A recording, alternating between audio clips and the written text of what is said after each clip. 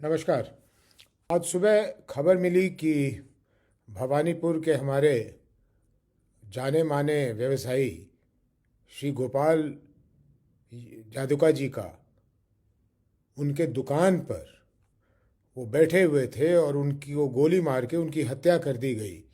जब तक उनके परिजन उनको पूर्णिया की तरफ लाते, मीरगंज पहुंचते पहुंचते सुना उनकी प्राण निकल गई। मैं स्तब्ध हूँ। इस तरह के वारदात अब तकरीबन हर हफ्ते हो रहा है। हमारी पुलिस क्या कर रही है मेरे समझ में नहीं आ रहा। वहाँ के स्थानीय लोगों से बात करने पर पता लगा कि ज़मीन के खरीद बिक्री में लगे हुए लोग बार बार इस तरह की घटनाओं को अंजाम दे रहे हैं, बार बार सब लोगों को परेशान कर रहे हैं, तंग कर रहे हैं।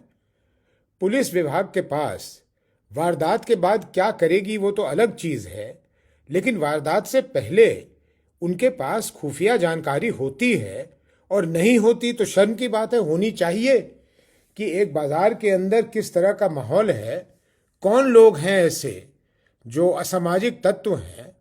वहाँ के स्थानीय लोगों के अनुसार तो कुछ सरकारी पदाधिकारियों का भी इसमें नाम आ रहा है कि उन लोगों का भी इसमें कहीं ना कहीं संलिप्तता है, और ऐसे तो नहीं चल सकता है। और अगर इस तरह से हम लोगों को बाध्य किया गया, आम जनता को बाध्य किया गया, तो हम लोग फिर सड़क पे उतर जाएंगे और उसका अंजाम जो होगा वो बहुत सुखद नहीं होगा। और इसकी जिम्मेदारी पूरी तरह से वहाँ के पूर्णिया की प्रशासन की, वहाँ के पुलिस के प्रशासन की और नीतीश जी के सरकार की होगी। परसों 4 तारीख को पूर्णिया को एक नए सांसद मिलेंगे, जिसको भी पूर्णिया की जनता ने चुना है, उसको ये जिम्मेदारी सौंपी जाएगी।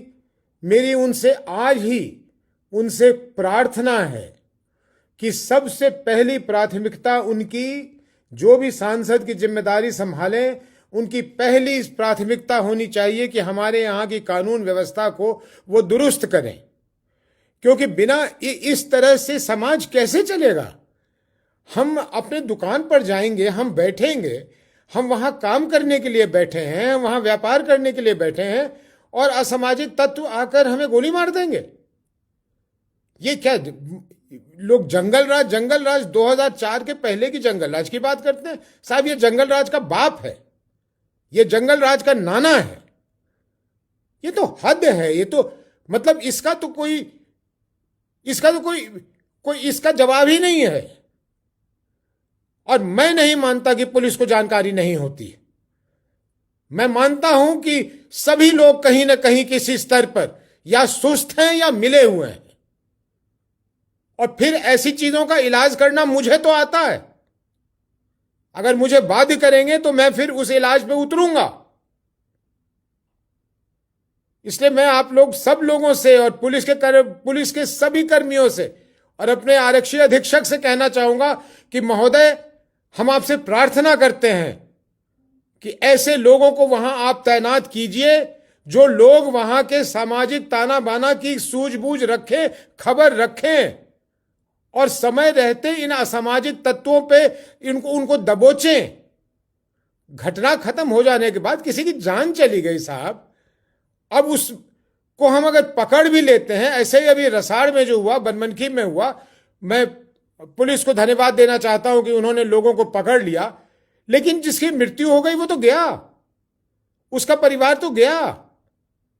उसके बाद अगर वो पकड़े भी जाएं, उनको फांसी की सजा भी हो जाए जो होनी चाहिए ऐसे दरिंदों को, लेकिन उससे लाभ क्या मिलेगा? जिस जाने वाला चला गया। इसलिए मैं आप लोगों सबसे, समाज से भी प्रार्थना करता हूं कि असामाजिक तत्वों को किसी भी तरह का शह न दे, उनके साथ न खड़े रहे, और जो भी जानकारी हो अपने पुलिस के बड़े अधिकारियों तक पहुंचाए। किसी तरह की सहायता चाहिए तो आपके नए सांसद जो भी बनेंगे उनकी सहयोग से, और नहीं तो मैं तो हूं ही, मैं सांसद रहूं या न रहूं, आपके बीच हूं, आपका हूं। कोई भी मुसीबत हो तो मुझे बताइए, मुझसे जो बन पड़ेगा करूंगा। और गोपाल जी के परिवार को तो मैं सिर्फ क्या कह सकता हूं, यही कह सकता हूं कि इस दुख की घड़ी में मैं उनके साथ हूं, सदा रहूंगा। लेकिन उनकी कमी तो मैं कुछ नहीं कर सकता उसके लिए।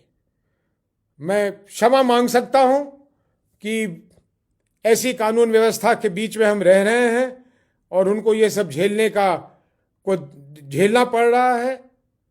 और मैं आशा करता हूं अपने पुलिस के और प्रशासन के लोगों से कि वो जल्द से जल्द कार्रवाई करे, ताकि अब फिर कभी इस तरह की घटना ना घटे और इन दरिंदों ने जो किया है